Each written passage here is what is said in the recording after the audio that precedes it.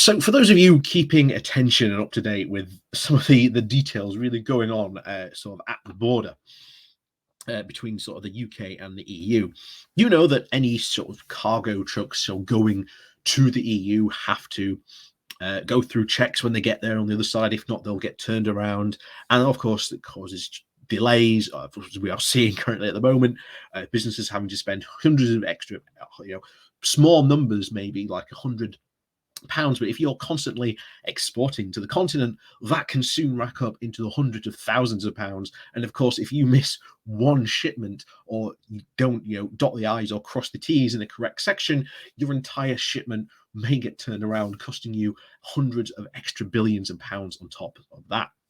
But of course, coming the other way, of course, from the EU into the UK, currently that is not the case. Everything is being waved through. Now, of course, that wasn't going to be the case. Of course, we were expecting the first lot of checks to come in place in October. But of course, as we saw, literally the clock count down the week before they were set to go in, the government said, oh, no, we're kicking the can down the road yet again, because this is the, I believe, third time they've had to kick the can down the road, because again, they are just not physically ready, because they have not spent the money on the infrastructure, or the infrastructure is just not ready to be deployed yet. And like I say, that is in itself going to cause huge problems when it actually happens. We've already talked before about companies or industries referring to this as the perfect storm when it all arrives. So March is the new date. We'll have to see if they keep to that. I'm very, very doubtful, of course, that they will, because there has not really been a lot changed since October to March. But there are now new delays potentially coming in, which could cause, as you can see here from the title, around about 17 miles worth of delays from Dover, which is going to cause absolute travel chaos. So let's jump into this and find out what these new checks are coming from the EU and why it's going to cause so much problems for our goods going across the border. So, as always, before we do jump into this, please do remember to hit that like, share, and subscribe button. And of course, down below, there are links to my Patreon page and a one-off donation link called Buy Me Coffee, where you can, buy me coffee. And as always, thank you very much to all those people who do support the channel that way. So, this comes from The Independent, the title of MPs warned of a 17-mile delays at Dover due to new EU checks. New European border identity checks could lead to a 17-mile tailback at Dover, MPs were told. Elizabeth DeLong, the Director of Policy at the trade body Logistics UK, said it would be very bad news if lorry drivers are required to leave their vehicles to undergo biometric checks. The new system of monitoring non-EU travellers entering the Brox Schengen area is scheduled to be implemented in April of next year. Now, if you think about it, March is when, again, those new checks on our borders are meant to go in. This really is going to be yet another perfect storm. It is proposed that UK citizens embarking on cross-channel trips from Dover will be checked by the French police at the Kent port. Mr. Jung told the Commons Transport Select Committee he hopes that the pragmatic negotiations will take place, which result in the lorry drivers being able to stay in their cabs. Forcing drivers to leave their vehicles takes up a lot of time and also lead to security issues for loads and for migrants, he said.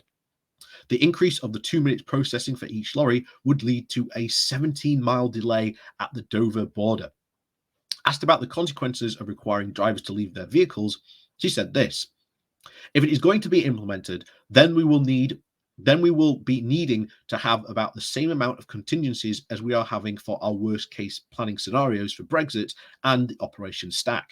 This is very bad news indeed, as Operation Stacks, if you may remember this, involves freight traffic travelling to the continent being held on parts of the M20 in an attempt to try and prevent gridlock on Kent's local road network during disruptions at Dover. The post-Brexit planning called Operation Brock, which is involved in the installation of a movable barrier on the motorway to enable lorries to be held on the central flow system, seems to be implemented. The barrier was, of course, removed in April. Another measure we saw at Marston Airport being used as a temporary lorry park. So this is really not going to go well. Like, this is really, really not going to go well at all. I don't see how we get around this. The government have constantly said, "Oh, we'll get ready for this. We'll get ready for this." For the past 6 years now, these things just aren't ready. They just are not ready at all because the Brexiteers was that desperate to get us out of the European Union as quickly as possible because they were so scared of again there being another referendum because they knew they probably wouldn't win, especially now that we've seen the current plans. Because, like I say, no one voted for this Brexit that they've implemented. Was not talked about, of course, numerous times. Of course, I always say, bring up Daniel Hannan at this point, again, aka the brain of Brexit, floated as the intellectual artillery piece, the man who had all the answers to the big Brexit economic questions. And when he was asked about this, he simply said, "Oh, nonsense, we won't be leaving the single market or customs union. No one's talking about that." And yet here we are. Of course, his infamous quote, of course, said that only a fool talks about leaving the single market.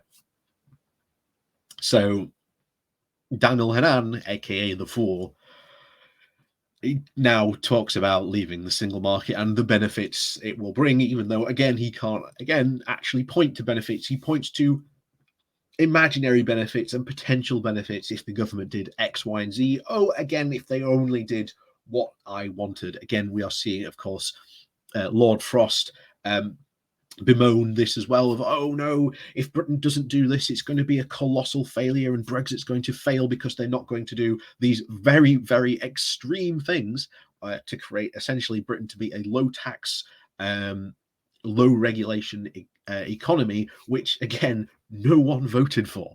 That was not on the table during the referendum. Again, Brexiteers lied as much as they possibly could to try and get as many people to vote for them as possible, even saying, "Oh yeah, we'll stay in the single market customs union."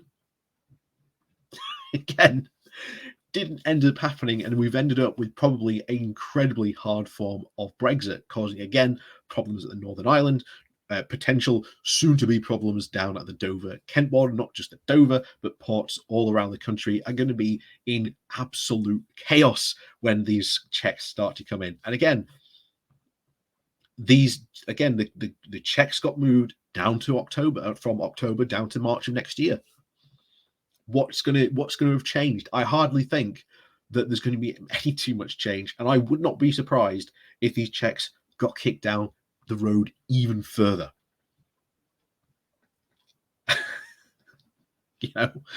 Doesn't make sense. It doesn't make sense. The EU already fully ready for this. Checks are already going on for them. Us, however, not the same, because again, even though our government was meant to be all about preparing for Brexit and getting Brexit done, they are anything but got Brexit done and ready across the board, across the table. And of course, this is having massive implications, which we've talked about for years, of course, about this. And of course, is going to hugely damage our economy. We're roughly seeing about 4% of it gone. And of course, that's, as we said before, best case scenario. We've seen other reports, if you may remember going back, that it would be maybe about 8% under the hardest possible form of Brexit, which is again seeming to be what a lot of the, shall we say, the Brexit ultras or the Brexit Spartan group in Parliament really want to be pushing for, which again, people didn't vote for that. People didn't vote for that. And that's why we are seeing constantly on a day-to-day basis more and more reports about buyer's remorse for Brexit, about people changing their minds on Brexit. Now they're seeing the full cost of it, what it actually means, and the truth about it. And well, sooner or later it will be reversed. Like I say, I have full confidence in that. It was never a matter of how, it was just a matter of when. And you will start to see the big indicator of when it was really start to turn is when you see the Conservative Party start to talk about it. That will be the big indicator that we're going to have talks or a serious adult conversation about Brexit take place, which, let's face it, we've never actually had before take place in our politics. So As always, thank you very much for watching. Please do remember to hit that like, share, and subscribe button. And of course, down below there are links to my Patreon page and a one-off donation link called Buy Me Coffee, where you can, well, buy me coffee. And as always, we'll see you all next.